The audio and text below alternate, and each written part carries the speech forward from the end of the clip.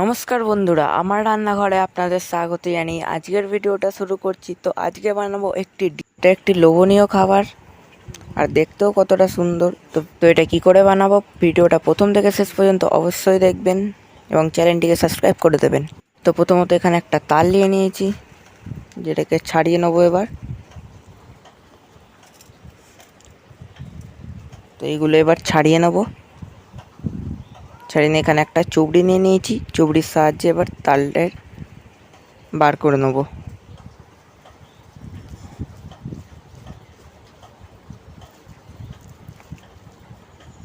তো এবার কড়াইতে দুধ গরম করতে বসিয়ে দিয়েছি। তো দুধ গরম হয়ে গেলে ওখানে আধ বাটি সুজি দিয়ে দেবো।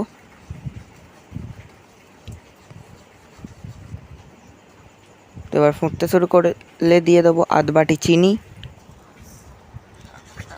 দিয়ে এবার ভালো করে বানিয়ে নেবো পুরটাকে।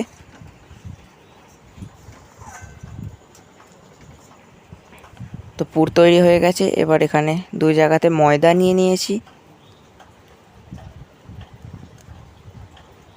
তো এই ময়দাটাকে শুধু মেখে নেবো জল দিয়ে।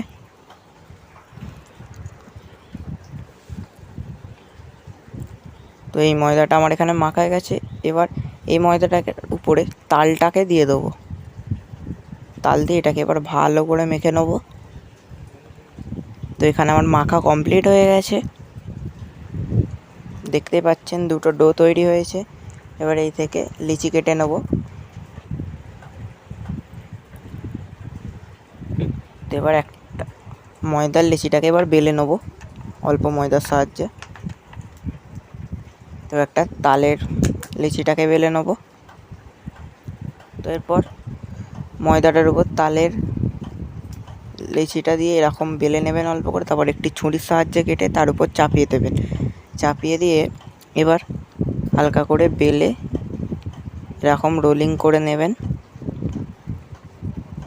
তারপর অল্প জল লাগিয়ে নেবেন করে না, তারপর হাতের সাহায্যে একটুখানি বেলে তারপর ছুরির সাহায্যে কেটে নেবেন। তো দেখতে পাচ্ছেন এখনই কত ভালো লাগছে। এবার অল্প ময়দা দিয়ে এটাকে বেলে নেব।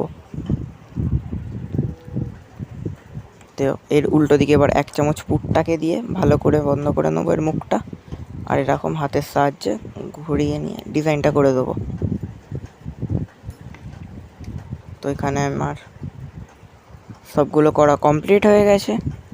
তো দেখতেই পাচ্ছেন এখন কত সুন্দর লাগছে। এবার তেল গরম করে ছেড়ে দেবো এতে। তো ভেজে নেবো ভালো করে এগুলো। তো ভাজা হয়ে গেছে, এবার আমি তুলে নিয়েছি। তো কমেন্ট করে বলবেন যে ভিডিওটা কেমন লাগলো এবং এই রেসিপিটা কেমন লাগলো অবশ্যই বলবেন।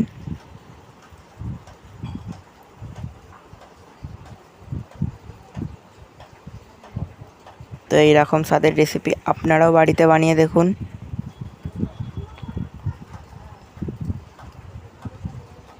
শুধুমাত্র তাল দিয়েই তৈরি এটা।